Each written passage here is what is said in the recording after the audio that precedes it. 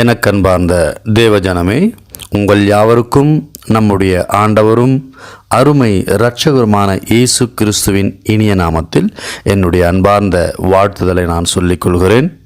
இன்றைய நாளில் நாம் பார்க்க இருக்கிறது, பரிசுத்த வேதாகமத்தில் தேவனுக்கு அருகாமையில் இருந்தவர்கள் மற்றும் அவர் தம் மக்களை எவ்வாறு தேர்ந்தெடுக்கிறார் என்பதை குறித்து நாம் பார்க்க இருக்கிறோம். இன்னும் தெளிவாக சொல்ல வேண்டுமானால், தேவனுக்கு அருகாமையில் இருப்பவர்களை வரிசைப்படுத்தவில்லை. ஆனால் சில நபர்கள் அவரது நெருக்கமான உறவுக்காக பிரத்யேகமாக குறிப்பிடப்படுகிறார்கள். அவர்கள் யார் யார் என்பதை குறித்து பார்க்க இருக்கிறோம். தேவனோடு நெருக்கமாக இருந்தவர்களின் வரிசையில் முதலாவது வருகிறவர் மோசே. கர்த்தர் மோசேயோடு முகமுகமாக பேசினார்.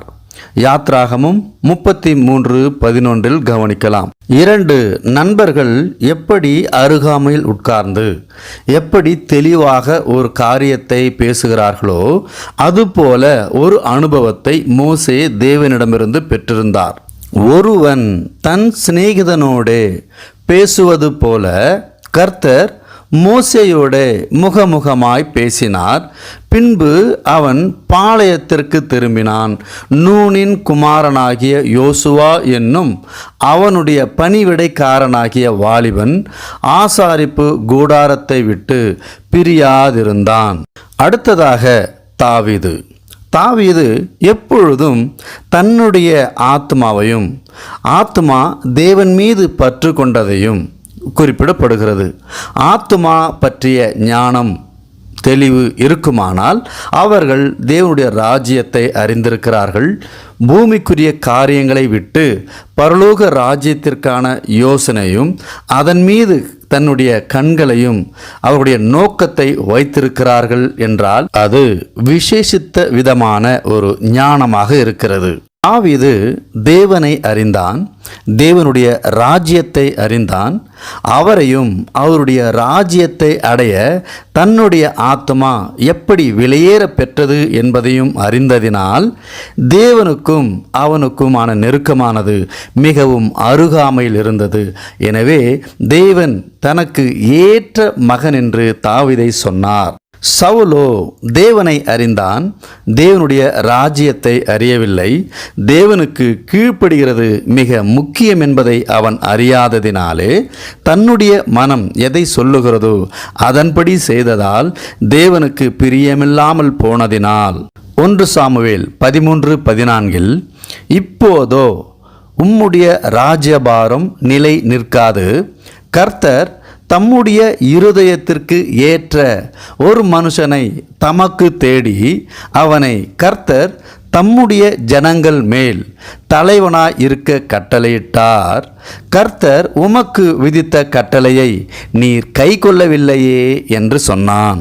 தேவன் உலகத்தையும் அண்ட சராசரிகளையும் ஆளுகிறவர்.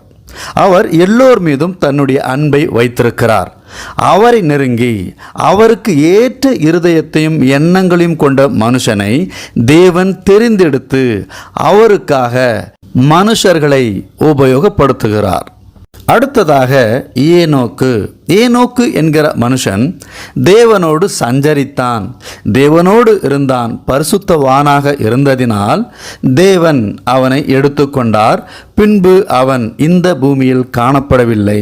ஆதியாகமம் 5:24 ஏனோக்கு தேவனோடே சஞ்சரித்து கொண்டிருக்கையில் காணாமற் போனான், தேவன் அவனை எடுத்துக்கொண்டார்.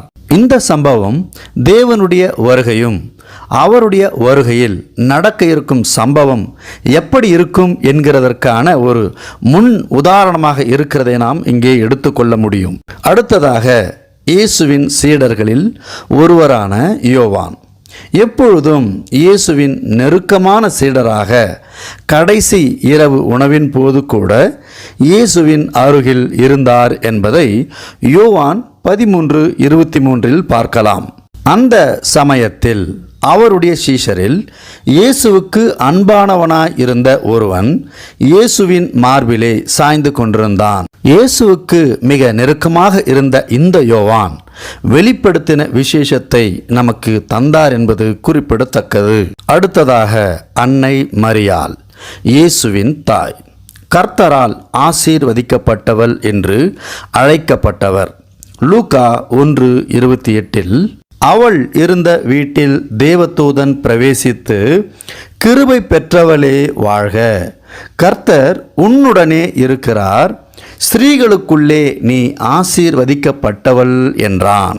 ஆம், தேவ மைந்தனை தன்னுடைய வயிற்றில் 10 மாதங்களாக சுமந்து இந்த பூமியில் கொண்டு வர ஒரு பரிசுத்தமான தேவனுக்கு பிரியமான ஒரு மனுஷியை கண்டெடுத்தார் என்றால் மரியாள் என்பதை நாம் குறிப்பாக அறிந்து கொள்ள வேண்டும். அடுத்தபடியாக அப்போஸ்தலனாகிய பவுல், இனி நான் வாழ்வது அல்ல, கிறிஸ்து என்னுள் வாழ்கிறார் என்றார். கலாத்தியர் 2:20 கிறிஸ்து உடனே கூட சிலுவையில் அறையப்பட்டேன், ஆயினும் பிழைத்திருக்கிறேன், இனி நான் அல்ல, கிறிஸ்துவே என்னுள் பிழைத்திருக்கிறார், நான் இப்பொழுது மாம்சத்தில் பிழைத்திருக்கிறதோ என்னில் அன்பு கூர்ந்து எனக்காக தம்மை தாமே ஒப்பு கொடுத்த தேவனுடைய குமாரனை பற்றும் விசுவாசத்தினாலே பிழைத்திருக்கிறேன். ஆம், இந்த புரிதல் பூமிக்கு அடுத்ததானது. தேவனுடைய ராஜ்யத்தை குறித்தது, தேவனை அறிந்தது, உயிரோடு எழுந்த இயேசு கிறிஸ்துவை பார்த்தது. ஆம், அவருடைய உள்ளானவைகள் எல்லாம் மாறின.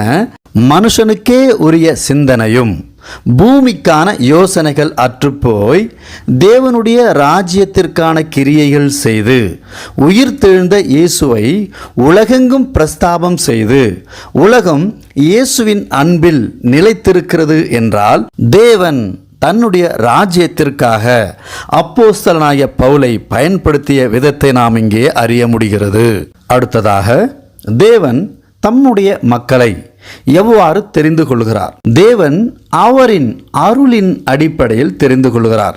மனுஷன் எப்படி தேவனை அறிந்து கொள்கிறான்? மனுஷனுக்கு தேவன் பேரில் நம்பிக்கை, விசுவாசம் வேண்டும். எபிரேயர் 11:6 விசுவாசம் இல்லாமல் தேவனுக்கு பிரியமாயிருப்பது கூடாத காரியம். ஏனென்றால் தேவனிடத்தில் சேருகிறவன் அவர் உண்டென்றும் அவர் தம்மை தேடுகிறவர்களுக்கு பலன் அளிக்கிறவர் என்றும் விசுவாசிக்க வேண்டும். அவர் மீது விசுவாசம் மட்டும் வைத்தால் போதுமா என்று கேள்வியை கேட்கிறவர்களுக்கு பதிலானது யாக்கோபு 4:8 தேவனிடத்தில் சேருங்கள், அப்பொழுது அவர் உங்களிடத்தில் சேருவார். பாவிகளே, உங்கள் கைகளை சுத்திகரியுங்கள், இருமனமுள்ளவர்களே, உங்கள் இருதயங்களை பரிசுத்தமாக்குங்கள். நாம் அவரை தேடுகிற பொழுது அவர் நம்மை தேடி நம்முடைய இருதயத்திற்கு அருகாமையில் வருகிறார். எண்ணங்களினாலும் செயல்களினாலும் சிந்தனையினாலும் பொல்லாதவர்களாகிய நாம் தேவன் நம்மோடு வந்திருக்கையில் நம்முடைய கைகளை சுத்திகரித்து, இருமனம் இருப்பவன் தெளிவில் இல்லை, அவன் குழப்பத்தில் இருக்கிறான் என்பதினால் இருமனம் நமக்கு இல்லாமல் உங்கள் இருதயங்களை பரிசுத்தப்படுத்துங்கள் என்றால் நாம் விசுவாசிக்கிறதை முழுமையாக விசுவாசித்து அவர் பேரில் நம்பிக்கை வைத்து அவரை விசுவாசிக்கிற பொழுது நம்முடைய இருதயம் பரிசுத்தமாக்கப்படுகிறது. நாம் அவரை தேடி அறிந்து கொள்ளவில்லை. நம்முடைய திறமையோ அறிவு கூர்மையோ புத்தியோ அவரை அறிந்து கொள்ள உதவி செய்யவில்லை. மாறாக அவரே நம்மை தேடி வந்து நம்மை ரட்சித்தார். யோவான் 15:16 நீங்கள் என்னை தெரிந்து கொள்ளவில்லை, நான் உங்களை தெரிந்து கொண்டேன். நீங்கள் என் நாமத்தினாலே பிதாவை கேட்டுக்கொள்ளுவது எதுவோ அதை அவர் உங்களுக்கு கொடுக்கத்தக்கதாக நீங்கள் போய் கனி கொடுக்கும்படிக்கும் உங்கள் கனி நிலைத்திருக்கும்படிக்கும் நான் உங்களை ஏற்படுத்தினேன். நீங்கள் ஒருவரில் ஒருவர் அன்பாய் இருக்க வேண்டுமென்றே இவைகளை உங்களுக்கு கற்பிக்கிறேன். கர்த்தருடைய பரிசுத்த நாமத்திற்கு மகிமை உண்டாவதாக. அடுத்த பதிவில் கர்த்தருடைய வார்த்தையை உங்களிடத்தில் கொண்டு வருகிற வரை உங்களிடமிருந்து விடைபெறுகிறேன்.